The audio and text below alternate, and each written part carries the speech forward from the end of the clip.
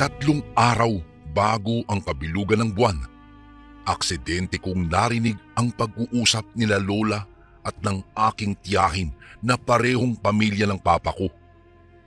Hindi ko narinig ang buong detalye ng kanilang pinag-uusapan dahil kagaya nga ng sinabi ko ay aksidente lang ang lahat, ngunit isa lang ang malinaw sa akin. May tinatagong lumang lihim ang aking lola. Ang bagay na iyon ay nagpatama sa akin ng kuryosidad. Marami pong katanungan ang bumabagabag sa isipan ko. Ano nga ba ang lumang lihim ni Lola? Bakit kailangan pa nilang pasikretong pag-usapan ang mga bagay na iyon? At kung hindi ako nagkakamali ng pandinig, ang lihim ni Lola ay lihim na bawal malaman ng ibang tao at maging kaming mga apo niya. Malalim na napabuntong hininga na lamang ako dahil sa isiping iyon. Kilala ako sa aming lugar sa pangalan na Ria.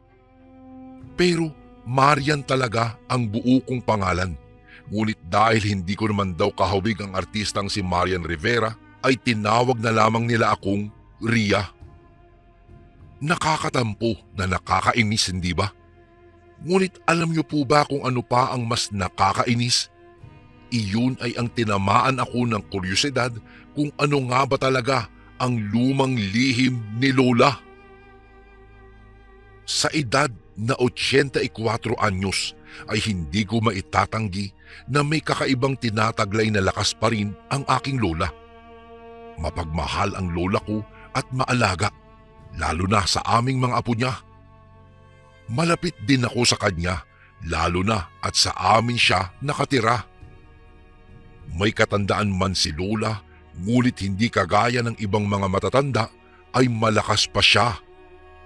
Sa katunayan nga ay nakakapagluto pa si Lola, nakakapaghugas ng pinggan at minsan pa nga ay nagtatanim pa ito ng mga gulay sa aming bakuran. Ria, ano ko bang bata ka? Nakatulala ka na naman dyan. O siya, pakihatid nga ito kay Maring Rowena. Alam mo bang chinichismis na naman tayo dyan sa labas na hindi raw natin ibinabalik ang mga pinggan nila? Nako, yung kutsara nga na hiniram nila noong debut ni Joy, hindi pa nila na isusuli Pagtutukoy ni Mama sa kapitbahay namin na si Aling Rowena. Napailing-iling na lamang ako, Kuya Bari, dahil sa mga pinagsasasabi niya. Nakasanayan na kasi ng mga tao sa lugar namin na magpalitan ng ulam. Tapos syempre kasama na roon ang pinaglagyan ng putahe. Si Aling Rowena, nanay siya ng kaibigan kong si Joy. Syempre kung tsismosa ang nanay, tsismosa rin ang anak. Napaka-tsismosa kasi ni Joy at dahilan din yon kung bakit kami naging magkaibigan. Sabihin na lang natin, Kuya Bari, nakatira kami sa baryo ng mga tsismoso at tsismosa. Kagaya po ng iniutos ni Mama, ay ibinalik ko kay Aling Rowena ang mga pinggan nila na halos mag-iisang taon na nasa amin. Naabutan ko pa nga si Aling Rowena na naglalaba sa harapan ng bahay nila. Natuwa ito nang tuluyang kong ibinalik na sa kanila ang pinakamamahal niyang mga pinggan. Tinanong ko pa nga siya kung nasaan na ang kaibigan kong si Joy. Ngunit maging siya ay hindi rin alam kung saan lupalop na ng mundo nakarating ang kaibigan ko. Matapos kong dumaan kila Aling Rowena ay hindi ako kaagad dumiretso sa bahay sa takot na baka mautusan na naman ako ni Mama. Tanghaling tapat naman, kaya kahit tirik na tirik ang sikat ng araw ng tanghaling iyon ay nagawa ko pa rin ang maglibot sa aming baryo. Makaiwas lang sa ipag-uutos na naman ng nanay ko. Pasado 11:30 nang makabalik ako sa bahay at eksakto naman dahil sa mga oras na iyon ay inaayos na ni Mama ang mga pagkain sa aming hapagkainan. Nakita ko pa nga si Lola na nakaupo na sa wheelchair nito at nang mapansin niya ako ay napangiti siya sa akin. Napangiti rin ako kay Lola, ngunit sa kaloob-looban ko ay hindi ko pa rin maiiwasan na mapaisip kung ano nga ba ang lumang lihim ni Lola at kung gaano iyon kapribado upang hindi malaman ng ibang tao. "Mano po, Lola?" Mabilis akong nagmano kay Lola. Hinalikan ko pa siya sa kanyang pisngi na mas lalong ikinalawak ng ngiti niya. Ilang saglit pa ay umuwi na rin si Papa. Anya ay nanggaling daw siya sa kumpare niya na nakatira lang dyan sa tapat ng bahay namin. Sabay-sabay pa kaming nananghalian ng tanghaling iyon. Ako, si Mama, si Papa at ang lola ko. Nag-iisang anak lang naman ako, Kuya Bari, kaya kaming apat lang ang magkakasama sa aming bahay. Simple lang po ang pamumuhay na mayroon kami. Construction worker po ang papa ko, samantalang ang nanay ko naman ay nagbabantay ng maliit naming sari-sari store doon sa bayan. Araw naman ng Sabado kaya day off po ni Papa, samantalang iniwan naman daw ni Mama ang sari-sari store sa pangangalaga ng aking tiyahin. Noong matapos naming pagsaluhan ang napakasarap na pagkain na hinanda ng mama ko, ay ako ang inutusan niyang maglikpit ng pinagkainan namin. 12 anyos na ako, subalit kabilang ako sa mga kabataan na nagdadabog sa tuwing inuutusan ng mga magulang. Ngunit sa pagkakataong ito, Kuya Bari, walang nagawa yung pagdadabog ko dahil sa huli, ako pa rin ang naglikpit at naghugas ng pinagkainan namin. Noong matapos kong hugasan ang mga pinagkainan namin, ay muli akong lumabas. Mabuti na lamang at nakauwi na si Joy Joy nang dumalaw ako, kaya doon ako nakitambay muna sa kanila. Ilang oras din akong nanatili sa kanila bago umuwi sa bahay. Nang makauwi ako, ay sermo na naman ang inabot ko kay Mama. Mabilis na lumipas ang mga araw, wala namang may pagbabago sa aming buhay. Naging maayos naman ang lahat hanggang sa dumating na nga ang gabi na hindi ko lubos akalain na mangyayari. Kabilugan ng buwan. Pasado 11:00 na ng gabi, ngunit sa hindi malamang dahilan ay di po ako makatulog ng gabing iyon. Hindi ako mapakali sa aking kinahihigaan at kahit anong pilit kong gawin ay hindi man lang ako dinadalaw ng antok. Nanatili lamang ako sa loob ng kwarto, nakatulala sa kisame nang bigla akong makaramdam ng uhaw. Napabangon ako sa aking higaan. Napasulya pa nga ako sa labas ng bintana bago ko tinahak ang daan patungo sa kusina. Ngunit bago pa man ako nakarating sa kusina ay napadaan ako sa kwarto ni Lola. Nagkataon naman kasing bahagyang nakaawang ang pintuan niya. Noong una, akala ko nakalimutan lang ni Lolang isara ang pintuan, kaya lumapit ako rito at maingat na nakisilip sa loob. Napatigil ako nang may masulyapan akong bulto na nakatalikod sa bintana. Tanging ang mahabang itim at kulot na buhok lang ng babae ang nakita ko, ngunit alam kong si Lola ang babaeng iyon. Akmang magsasalita na sana ako nang mapansin ko ang ginagawa niya. May pinapahid siyang kung ano sa kanyang katawan habang nakatingala sa labas ng bintana. Nung una, akala ko lang po ay lotion lang ang inilalagay niya. Ngunit napansin ko na parang likido ito. At kung hindi ako nagkakamali, Kuya Bari, ay lana iyon. Minsan ko na rin kasing nakita ang lanang palaging daladala ni Lola. Sabi pa nga ni Mama, iyon daw ang gamot ni Lola sa tuwing nananakit ang buong katawan niya. Naisip ko rin na baka masakit ang katawan lang ni Lola kaya siya nagpapahid ng langis sa katawan niya. Malalim ang iniisip ko ng mga sandaling iyon. Sa sobrang bilis po ng mga pangyayari, hindi pa man ako tuluyang nakakaalis mula sa kinatatayuan ko, ay ganoon na lamang ang pagkabigla ko nang sa isang iglap lamang ay biglang nagbago ang anyo ni Lola. Bigla siyang tinubuan ng itim at makapal na mga balahibo ang buo niyang katawan. Para siyang naging isang mabangis na aso. Nagulat po ako dahil sa aking nasaksihan. Mabilis naman akong napatago sa likuran ng pintuan. Pakiramdam ko nga ay naputulan ako ng dila dahil hindi ko man lang magawang makapagsalita o sumigaw. Maraming mga katanungan ang biglang nabuo sa isipan ko. Kung hindi pa dumating si Papa at tanungin ako kung ano ba ang nangyayari, ay hindi pa ako makakabalik sa tamang wisyo. Muli akong napasulyap sa kwarto ni Lola, ngunit ni anino niya ay wala na akong nakita pa. Nagtanong ang aking ama kung bakit daw ako nakaupo sa sahig at kung bakit daw ako nasa labas ng kwarto ni Lola. Nang dahil naman sa sobrang takot na nararamdaman ko, ay tinitigan ko lamang siya, saka tumakbo pabalik sa kwarto ko. Agad akong nagtalokbong ng kumot pagdating ko dun. Takot na takot talaga ako ng gabing iyon, Kuya Bari. Gusto kong sumigaw, ngunit sa hindi malamang dahilan ay hindi ko talaga magawa. Naiyak na lamang ako dahil sa labis na takot.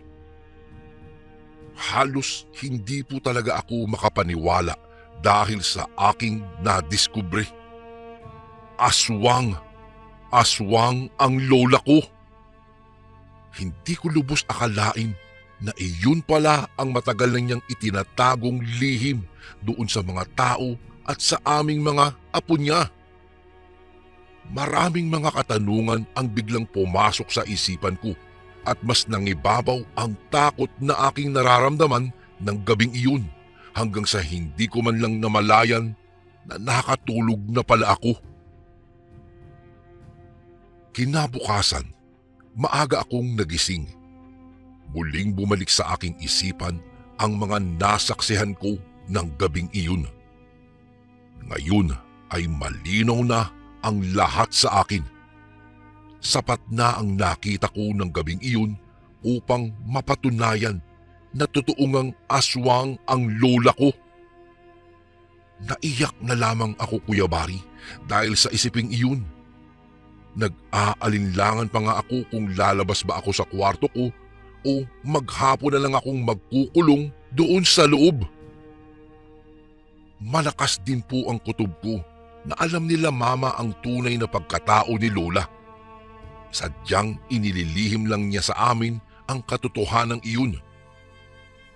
Gusto kong magalit sa kanila, ngunit mas nangibabaw pa rin sa akin ang takot. Napapatanong din ako sa sarili ko. Kung alam nila Mama na aswang nga si Lola, ay bakit nila ito inilihim? Gayong ang mga aswang ay labis na mapanganib. Bakit nila hinahayaan si Lola na manirahan sa amin? Naisip ko rin na baka aswang din sila Mama, kaya nila inililihim ang tungkol sa mga bagay na iyon. Napagdesisyonan ko tuloy na tuklasin na lamang ang tungkol sa mga bagay na iyon na may kinalaman sa pagkatao ng aking abuela. Sa halip na magkulong ako sa kwarto, ay nilakasan ko na lamang ang loob ko. Lumabas ako at dumiretso sa sala. Naabutan ko pa nga si Papa na nakikinig sa radyo. Mukhang hindi man lang niya napansin ang presensya ko dahil hindi man lang niya ako nagawang sulyapan. Hindi ko na lamang pinansin pa si Papa. Dumiretso ako sa kusina at naabutan ko pa si Mama na nagluluto. Katuwang niya si Lola. Nang makita ko si Lola, ay muli na namang nanumbalik ang takot sa akin. para akong binuhusan ng malamig na tubig. Mabuti na lamang at tapos na sila mama sa kanilang pagluluto dahil agad na umalis ang mga ito sa kusina. Hindi ko lang alam kung napansin ba nila ang pamumutla ko. Mabilis ko naman ipinilig ang aking ulo. Susunod na sana ako sa kanila sa labas nang mapansin ko ang sisidlan ng bawang at asin. Muli kong naalala ang dating kwento ng mga matatanda sa aming lugar.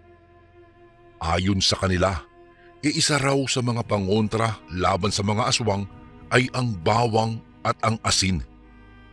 Naalala ko tuloy na laging lugaw ang kinakain ng lola ko. Ni hindi ko pa siya nakitang naglagay man lang ng asin sa kanyang lugaw. Nang dahil sa isiping iyon ay mabilis akong kumuha ng asin. Kumuha na rin ako ng bawang, saka dinurog ito ng pinong-pino. Dala-dala ang asin at dinurog na bawang, mabilis akong lumabas sa kusina. Eksakto namang nakahanda na ang mga putahe sa hapagkainan at wala si Lola. Kaya ang ginawa ko po ay mabilis kong nilagyan ng asin at bawang ang lugaw niya. Nagkataon naman na wala rin sila Papa. Kung kaya't naging mabilis ang bawat paggalaw ko. Nang matapos po ako sa ginagawa ay saka ko sila tinawag. Hindi rin naman sila nagtagal dahil agad din silang bumalik sa hapagkainan.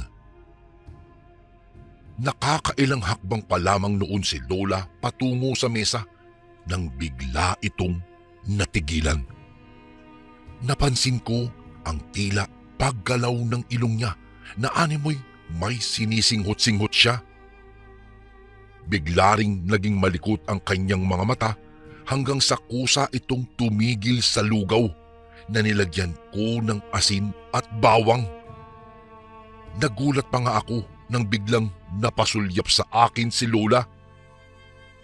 Napansin ko rin ang biglaang pagpula ng kanyang mga mata, ngunit kalaunan ay bumalik din ito sa normal. Napangiti lang sa akin si Lola. Hindi na kumain si Lola ng agahan niya dahil anya, bigla raw sumama ang pakiramdam niya. Sinamahan pa nga siya ni Papa pabalik sa kwarto niya, samantalang nagpatuloy naman kami ni Mama sa aming pagkain. Takang-taka din si Mama kung bakit biglaan daw sumama ang pakiramdam ni Lola. Hindi lamang talaga ako umiimik. May bahagi rin sa akin na natutuwa dahil nakumpirma kong hindi kagaya ni Lola ay normal na tao ang mga magulang ko.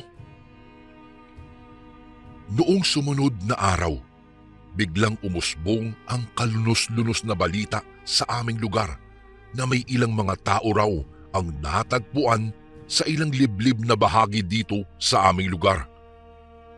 Nang dahil po sa balitang iyon, Kuya Bari, agad na pumasok sa isipan ko si Lola. Aswang si Lola at siya lang ang taong pinaghihinalaan ko na gagawa ng nakakakilabot na pangyayaring iyon. Bigla naman akong nakaramdam ng galit at takot kay Lola.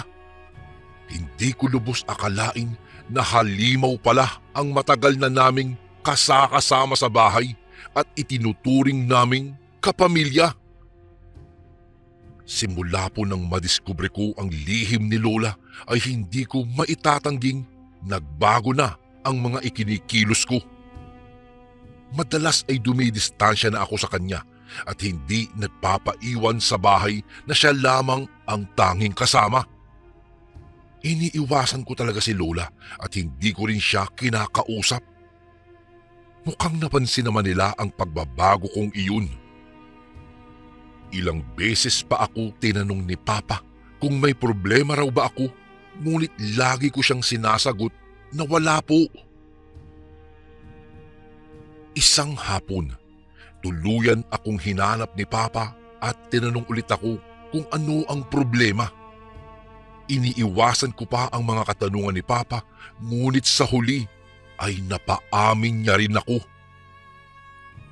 Kung kaya't tuluyan kong naibunyag sa kanya na alam ko na ang tinatagong lihim ni Lola na nagpabigla sa kanya. Pa, alam ko na po ang lihim ni Lola. Pag-amin ko kay Papa. Nagulat ang aking ama dahil sa aking itinuran. Napabuntong hininga pa siya at sinimulan niyang ikuwento ang buhay at pagkatao ng aking abuela. Ayon kay Papa, wala naman daw talaga kaming dugong aswang. Nayanggaw lang daw si Lola dahil sa kaklase nitong isang aswang. Nang mga panahong daw iyon, dalaga pa lang si Lola. Huli na nang malaman ng mga magulang niya ang tungkol sa mga bagay na iyon dahil tuluyang naging aswang ang lola ko. Hindi raw naging madali ang buhay ni Lola, lalo na noong unang gabi matapos siyang mayanggaw. Nahihirapan siyang kontrolin ang pagiging isang aswang na niya.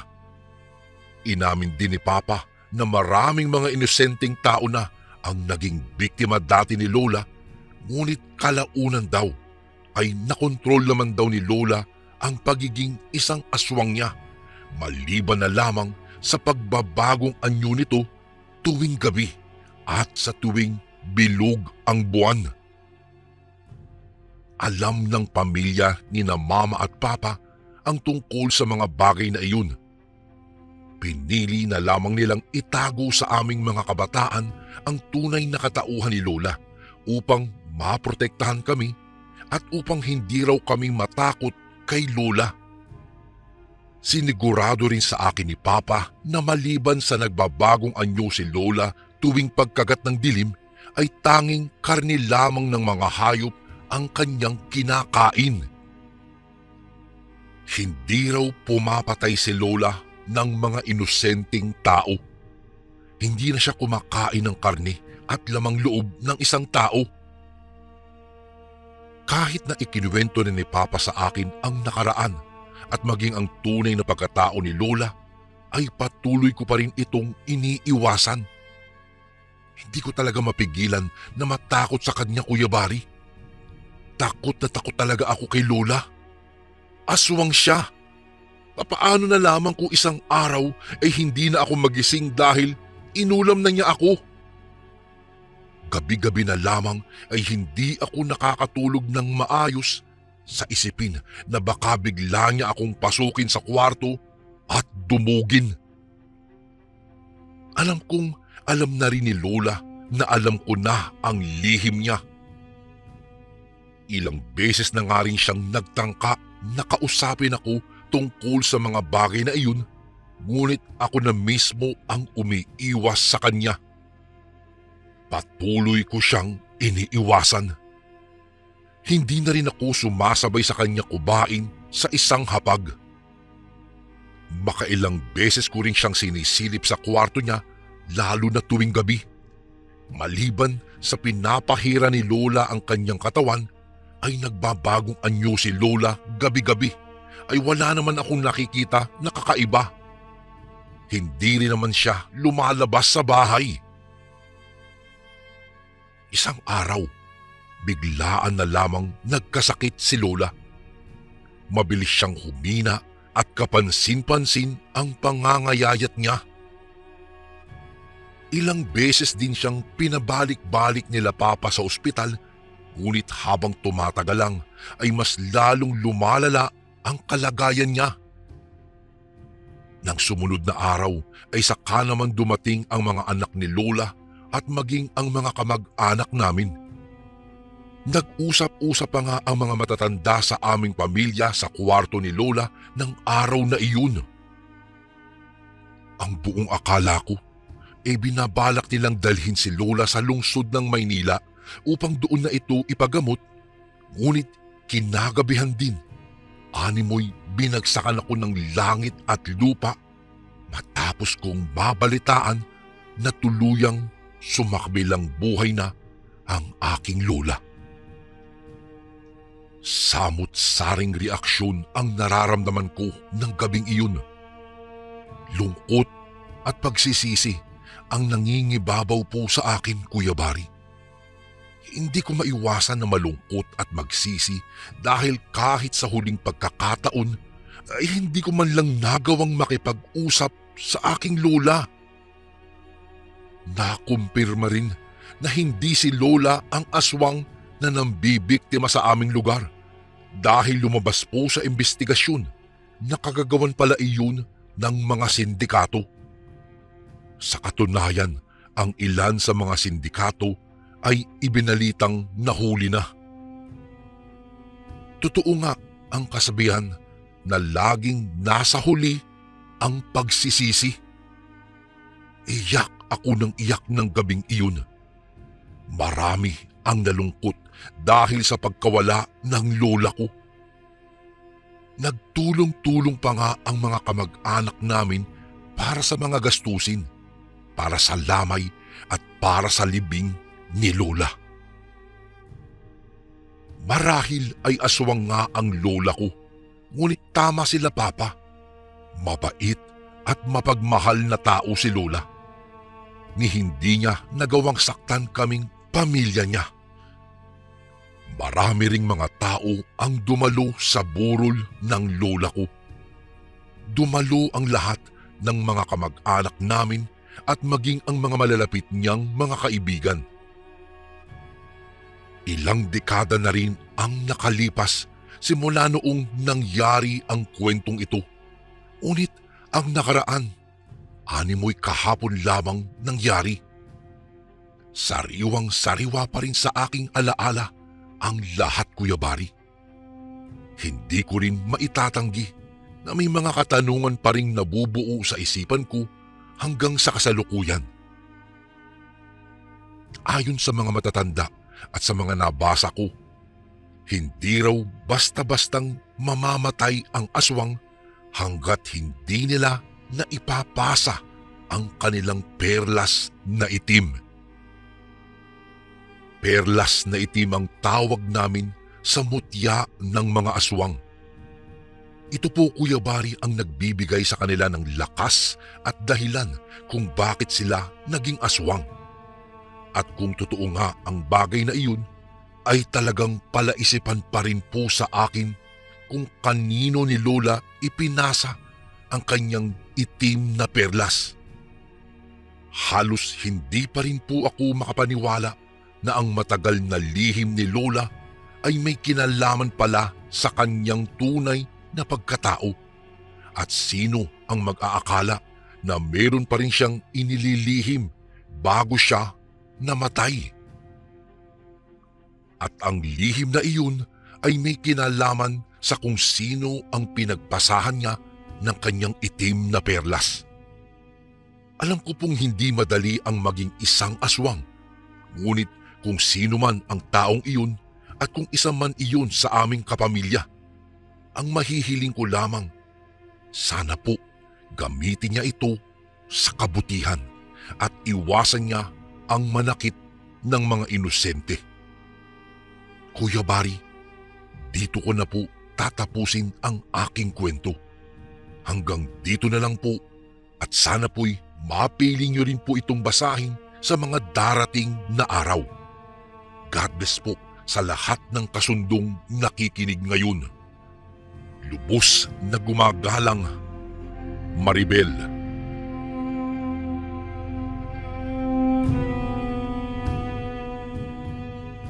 Magandang araw po sa inyo, Kuya Bari. Tawagin niyo na lang po ako sa pangalang Peter. Ang kwentong aking ibabahagi po sa inyo ay tungkol sa aking nanay na tawagin na lang natin sa pangalang Aling Tinay. Ang totoo po niyan, naisip kong ipadala itong aking kwento para magsilbing aral sa mga taong may kakayahan sa itim na mahika. Hindi ko naman po hinuhusgahan sila, pero sana wag naman po nilang abusuhin ang kakayahang mayroon sila. Kung sana lang gamitin nila sa kabutihan ang kapangyarihang sa ayaw man nila o hindi ay taglay nila. Maswerte nga sila dahil may mga nagagawa silang mga bagay na hindi kayang gawin ng isang normal na tao. Ang hindi ko lang po matanggap Inaabuso nila ang kakayahang mayroon sila. At ang masakla pa, nadali nila ang nanay ko. Kagaya ng mga naunang pagkakataon, nakikita ko na naman si nanay na umuungol at nagmamakaawa. Palagi niyang ipinapakiusap sa akin na tama na raw. Hindi na niya matiis ang matinding hirap. Naaawa ko siyang pinagmamasdan sa kanyang kinahihigaan. Halos ayaw ko nang lapitan si nanay. Hindi dahil sa may sakit siya, ngunit sa tindi ng lansang umaalingasaw sa buong katawan niya. Nginangat-ngat ng mga kung ano ang kanyang tiyan, kaya kita ko na ang kanyang balat na noong mga oras na iyon ay nilalangaw na at mukhang malapit na ring sugurin ng mga uod. Dahan-dahan din itong nabubutas. Napaiyak ako at umatras habang takot na pinagmamasdan ang kamay niyang pilit umaabot sa akin. Maya-maya lang, napaiyak na lamang ako nang makita kong lumaylay na ang kanyang mga braso at umikot ang mga mata, saka huminto sa pagtibok ang puso niya. Ang nanay ko po, Kuya Bari, ay biktima ng pangungulam. Siya nga po pala, yumao na po siya. At napakasakit isiping hindi man lang namin natagpuan magpahanggang ngayon ang salarin kung bakit siya humantong sa ganoon. Bali po, pangatlong beses na siyang kinulam at itong huli na nga siya tinablan. Siguro akala niya wala nang taong gustong manakit sa kanya. Pero isang pagkakamali lang na ginawa ni nanay ay nang tanggalin niya ang nag-iisang pangontrang dapat sana ay nagligtas sa buhay niya. Tubong taga Quezon Province po kami. Doon talaga nagmula ang angkan ni nanay. Karamihan sa kanyang mga kapatid na tiyahin ko ay mas piniling magpunta sa Maynila para mamasukan bilang mga kasambahay. Isa ding katulong dati si nanay. Sa may Las Piñas siya nakapasok ng trabaho. Mabait naman po ang kanyang mga amo. Sakitin ang matandang babae kaya kailangan nito ng dagdag na mag-aalaga. Malaki ang sweldo at stay-in pa siya sa tahanan ng mga ito. Ngunit sumablay siya sa kanyang kasamahan na nauna lang sa kanya ng 3 buwan. Unang kita pa lamang niya kay Aling Elsa. Ramdam na daw ni nanay na may kakaiba sa babaeng iyon. Madalas itong nahuhuling matulog sa gabi. Hindi naman nakapagtataka iyon dahil nga mas nauna siyang maging kasambahay sa nasabing tahanang iyon at marami pa siyang trabahong nakatakdang tapusin. Ngunit kakaiba ang mga napapansin ni nanay sa babae. May mga panahong nagbabasa ito ng kulay itim na librong luma na at mukhang nangangamoy alikabok na sa sobrang kalumaan. Pagkatapos nun, nahuli pa niya si Aling Elsa na dinadasalan ang kwarto ng kanilang amo kaya mas lalong tumindi ang kanyang kutob na ang kasamahan niya sa trabahong iyon ay isang mangkukulam. Minsan, naisip niyang matyagan itong si Elsa. Makailang beses niyang napapansin na matalim ang tingin nito sa asawa ni Don Roque, ang kanilang amo. Nagkataong dinala ako ni nanay sa pinagtatrabahuhan niyang bahay noon. Wala akong ibang ginawa kung hindi ikot lang ng ikot sa garden hanggang sa namataan ko nga itong si Aling Elsa na naglalakad papunta sa likurang bahagi ng mga halamang bulaklak. Napasinghap na lamang ako nang mapagtanto kong may pintuan pala sa bandang iyon kung saan pumasok ang ginang. Kaagad akong kinilabutan. Tinawag ko ang atensyon niya sa pag-asang baka marinig niya ako, ngunit bigo lang po ako. Kung kaya't naisip kong sundan siya, kaya nagsimula na akong humakbang papasok sa dingding na iyon kung saan may natatanaw akong kulay itim na pintuan. Wala si Aling Elsa, kaya naakit akong buksan ito. Hindi ako natatakot dahil may kuryente naman, kaya nang pindutin ko ang switch ay bumaha kaagad ang ilaw sa buong paligid. Napagtanto kong malinis naman ang kagamitan sa loob at maayos na pinunasan ang mga muebles. May mga gamit doon na alam kong hindi angkop para sa mag-asawa, kaya alam kong hindi ito pagmamay-ari nila. Ewan ko ba, Kuya Bari, parang may bumubulong po sa akin nang buksan ang isa sa mga malalaking cabinet at baka may makita akong mga bagay na nagpapagulo sa isipan ko. At hindi nga po ako nagkamali. Isang maliit na kahon ang nakuha ko sa cabinet. Sa tingin ko po ay may nakatagong mahalagang bagay sa loob, kaya naman naisip kong maghanap ng bagay na pupwede kong maipambukas sa kinakalawang kandado nito.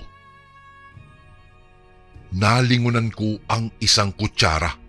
Matibay iyon at hindi ko alam kung papaano napunta doon, pero alam kong magagamit ko ito sa pagbukas ng kandado na mukhang hindi na matibay dahil nga halatang luma na ito.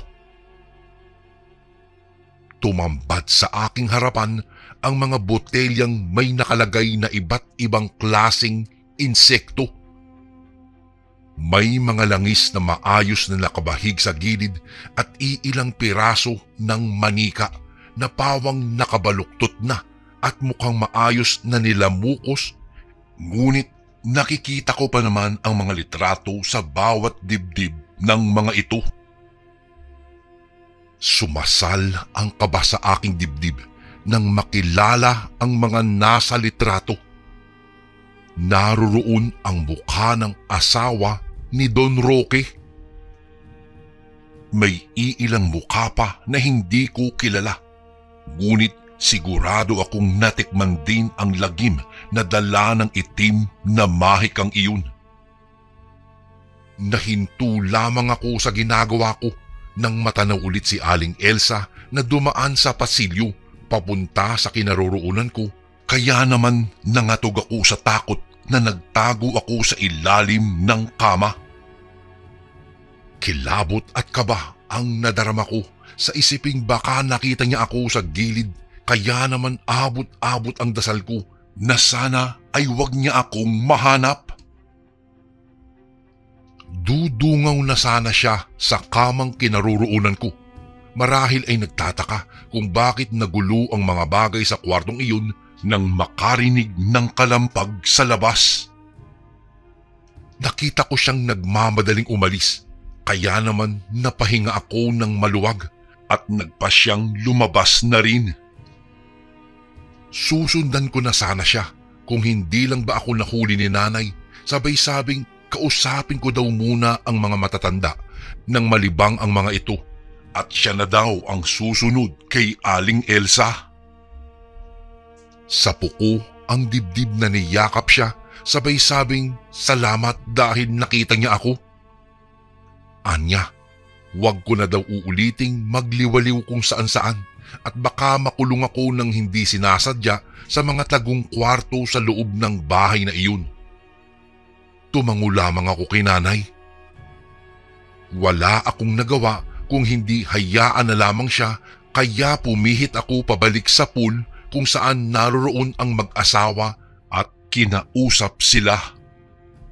10 taong gulang pa lang po ako noon, Kuya Bari, kaya napakarami kong tanong.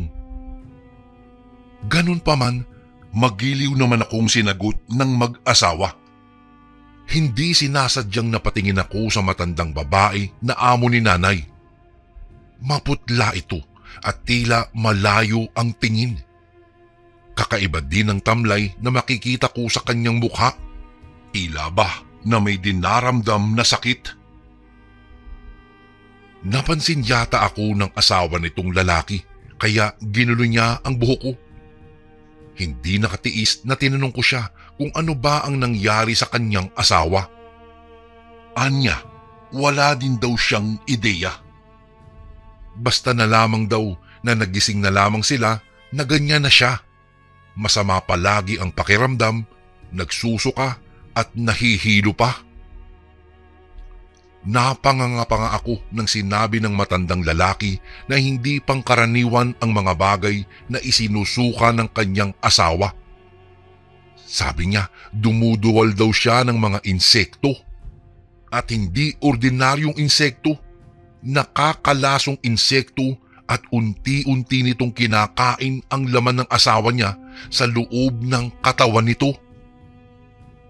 Bigla akong kinilabutan sa kanyang mga sinabi. Sumama talaga ang pakiramdam ko dahil naalala ko din ang sinapit ng yumao kong ama, kung saan siya man ay biktima din ng kulam. Mas grabe nga lang iyon dahil nagnanana na ang mga sugat sa kanyang katawan, pagkatapos ay may naglalabasan pang maliliit na langaw ng kalabaw na nakaagulat lang dahil nagawa nilang mabuhay sa loob ng katawan ni tatay.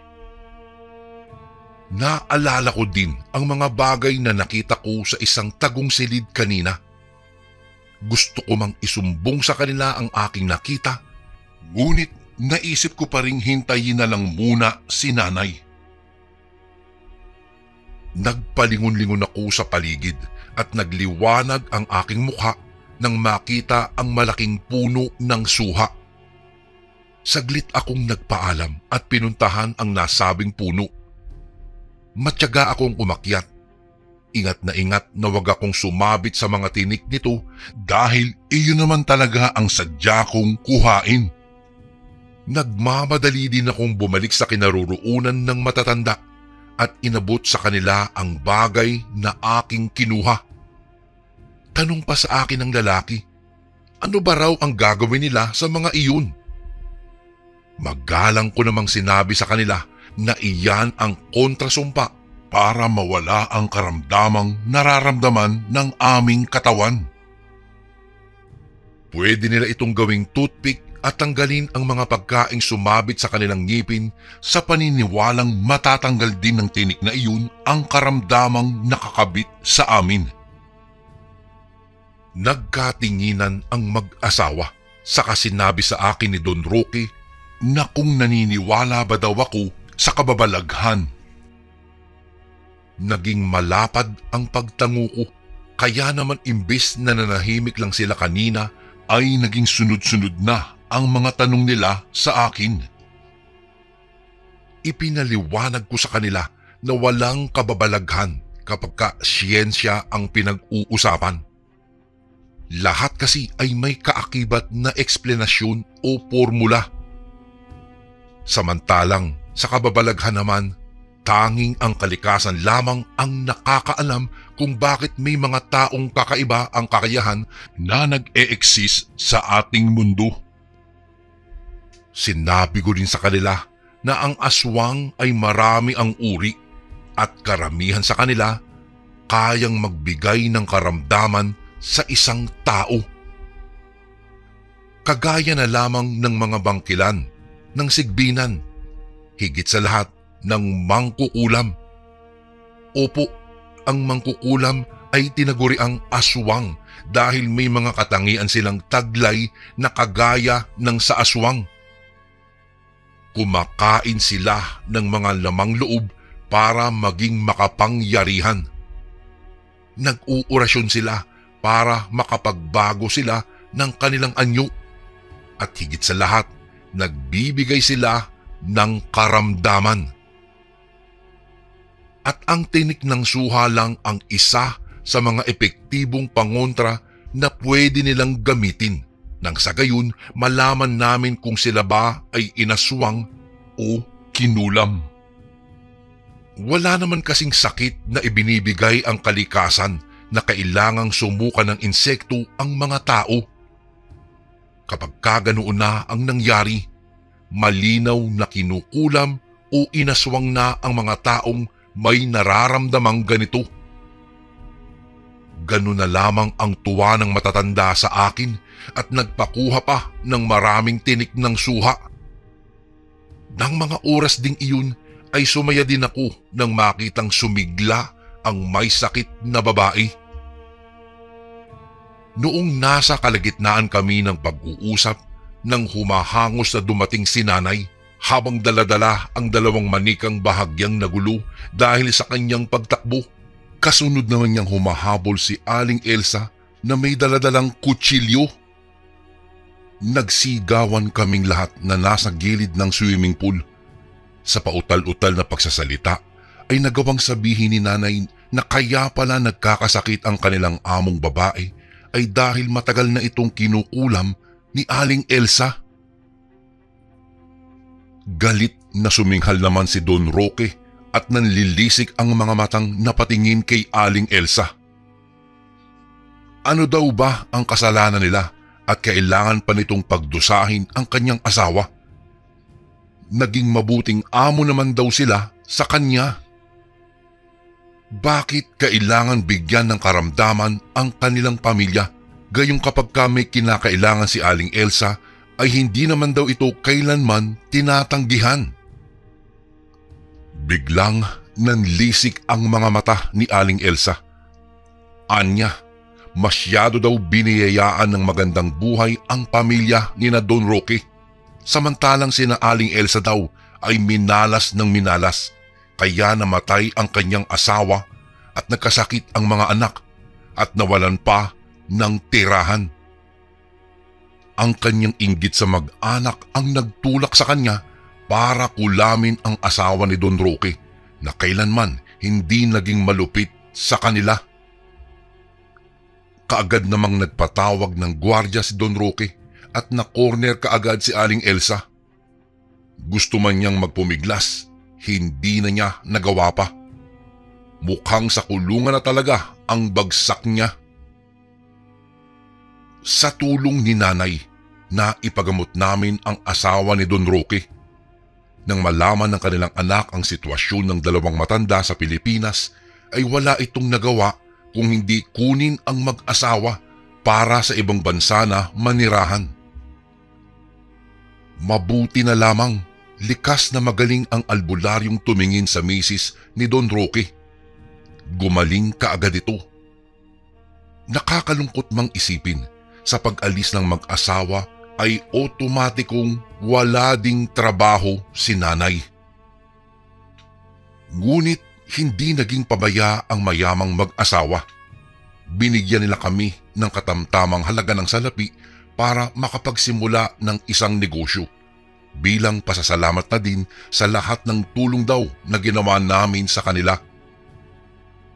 Dahil dito, naisip ni nanay na gamitin ang ibinigay na halaga ni Don Roque para makapagsimula kaming maiangat ang aming pangkabuhayan kahit papaano. Nakahanap si nanay ng isang maliit na stall sa palengke kung saan nagtitinda siya ng mga sariwang isda na pinamili pa niya sa baybayin. Naging katulong naman niya ako sa kanyang paghahanap buhay, kaya naman kahit papaano po Kuya Bari, nakaraos din kami. Hindi namin inaasahang darating ang araw na magkikita ang landas ni nanay at Aling Elsa. Akala ko mag-aaway sila ng mga panahong iyon sa harapan ng napakaraming tao at sa aming stall kung saan kitang-kita sila ng maraming tao. Ang aking inaasahan ay hindi naman po nangyari. Inaya kaming magmeryenda ni Aling Elsa sa isang putuhan. Hindi naman nakatanggi si nanay nang abutan niya ang kaaahon-ahon lamang na puto. Kaya't bilang respeto, tinanggap niya ito at kinain. Magiliw kaming binati ng ginang. Kinamusta at tinanong kung papaano kami napunta sa pagtitinda ng isda doon sa palengking iyon. Siyempre hindi po ako sumabat dahil kabilin-bilina ni nanay na kapag nag-uusap ang mga matatanda ay bawal kaming sumabat, lalo na't mga bata pa lang kami. Ngunit ganun pa man, pinakinggan ko ang kanilang usapan. Hindi ko alam kung bakit iba ang sinasabi ni nanay kay Aling Elsa.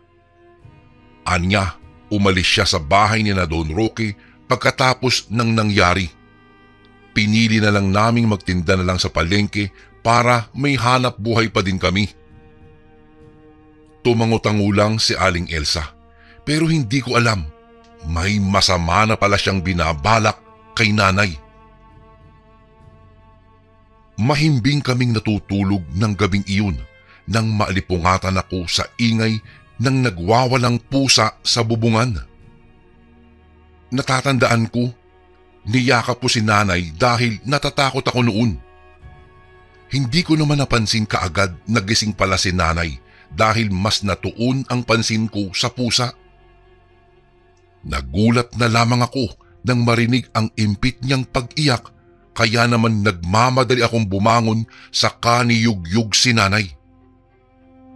Napagtanto kong inaapoy ng lagnat si nanay, kaya naman nagmamadali ako sa pagpunta sa kabilang bahay kung saan naroroon si Tia Sabel. Takang-taka si Tia kung bakit humahangos ako matapos niyang pagbuksan, kaya hindi na ako nag-aksaya pa ng panahon at sinabi sa kanya na mataas ang lagnat ni nanay. Nagulat din siya at napaisip kung bakit ba biglang nilagnat si nanay, gayong wala namang itong ginawa kanina at hindi naman nagpapasan ng mabibigat. At para mawala ang pag-aalala namin, ipinatawag ni Tia Sabel ang manggagamot na si Mang Felipe. Kapitbahay lang din naman namin ang lalaki.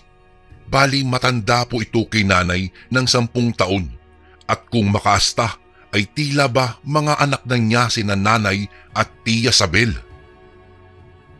Mabilis na nakarating sa bahay si Mang Felipe at sinuri kaagad si nanay sa pamamagitan ng pagtatawas. Napansin ko, hindi siya kaagad nakapagsalita nang makita si nanay. Para daw may malaking anino na humaharang dito, para hindi niya maaninag kaagad. Biniro ko naman si Mang Felipe na nasa harapan lamang niya si nanay, kaya napatingin siya sa akin sa seryosong paraan. Anya, mukhang may taong malaki ang galit daw kay nanay. Nagbabalik ito para maghiganti. Kailangan daw naming maging maingat. Payak namang natawa si nanay nang mahimasmasan sa kanyang lagnat. Sino naman daw ang magtatangka sa kanya? Hindi siya mayaman. Hindi sumagot si Mang Felipe. Bagkus nakiramdam siya. Lumingon-lingon sa paligid. Nang masulyapan niya ang hinahanap, nagulat kami nang marahas niya itong dinuro. Sabi pa niya, nariyan lang daw ang nilalang na naghatid ng karamdaman kay nanay.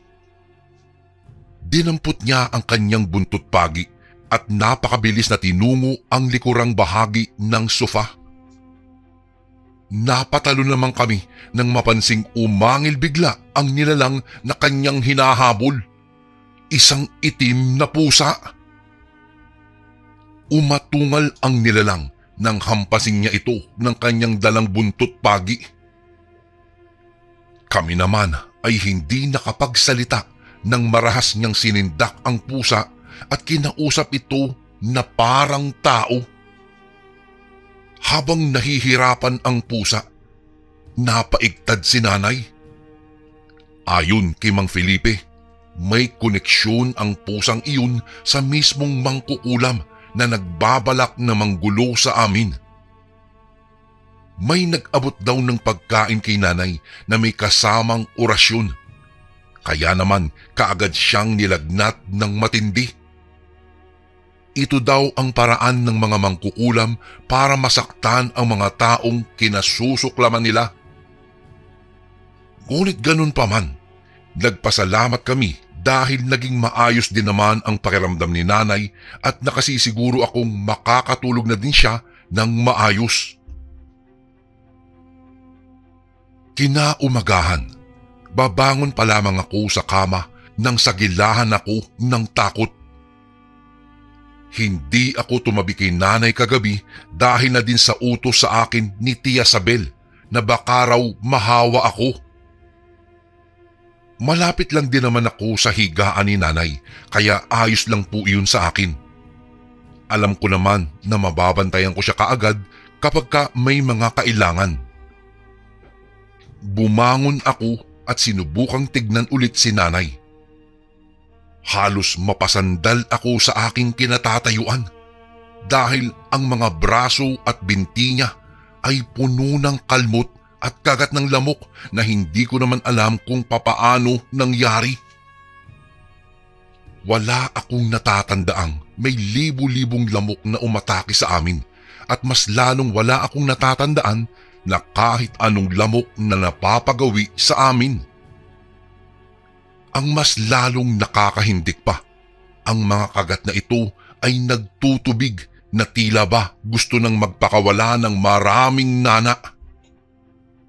Hindi kasi nawala ang sugat hanggang sa tuluyan ng patungan ng langaw ang bawat sugat na ikinaungol na ni nanay. Nahindik ako sa aking nakita. Sa kadali-daling pinuntahan naman si Tia Sabel para humingi na naman ng tulong. Ipinatawag kaagad ulit si Mang Felipe na ng mga oras na iyon ay nagulat din sa nakitang hitsura ni nanay. Mabuti na lamang nagawa niyang magamot kaagad. Kahit nakakadiri ang hitsura noon ni nanay ay mabilisang naghilom ang kanyang mga sugat at wala nang natira hanggang sa bumalik na kami sa pagtitinda sa palengke dahil ilang araw na din kaming hinahanap ng kanyang mga customer. Binigyan na din siya ni Mang Felipe ng pangontra kahit papaano. Ngunit isang araw, nagulat ako nang tanggalin niya ang kanyang pangontra. Ayon kay nanay, magaling na siya at nakakatiyak daw siya na may sakit na ngayon ang taong kumulam sa kanya. Hindi ko na kinontra si nanay dahil natatakot din akong suwayin siya. Nang araw na iyon, maayos akong nagbabantay ng aming pwesto. Si nanay naman ay nagbibilang ng kanyang kita na ayon sa kanya, mukhang kukulangin sa mga gastusin namin sa bahay.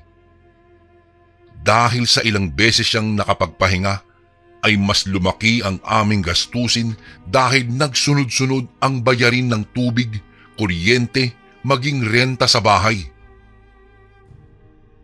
Katatapos niya lang iligpit ang kanyang kita nang lumapit sa amin ang isang pamilyar na ginang na nagpasinghap ng aking dibdib. Si Aling Elsa. Kinabahan ako nang lumapit siya. Kaya naman napahawak ako ng mahigpit sa braso ni nanay. Alam ko kasing siya ang kumulam sa aking ina kaya naisip kong ipagtanggol si nanay anuman ang mangyari. Sa labis kong gulat, hinarap ni nanay si Aling Elsa at tinanong kung ano ang kailangan nito. Umismid lang si Aling Elsa sabay sabing gusto daw niyang bumili ng isang pirasong isda at pinresyohan pa ito.